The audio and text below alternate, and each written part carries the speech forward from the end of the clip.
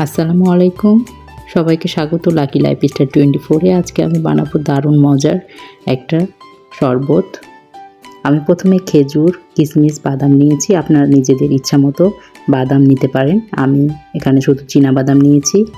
এগুলো ভালো করে আমি মিক্স করে নিব। কিশমিশ দিচ্ছি আর বাদাম, খেজুর। আপনারা এর সাথে আরও অনেক বাদাম দিতে পারেন। আমি এই কয়টা বাদাম পছন্দ করি তাই দিলাম। আর আমি এই বাদামটা মিক্স করে নিয়েছি। এবার দুধ দিয়েছি। দুধটা আমি আগে জাল করে নিয়েছি, তারপরে ঠান্ডা করে নিলাম। আর যে মিশ্রণটা বানিয়ে রেখেছিলাম এটা দিয়ে দিচ্ছি।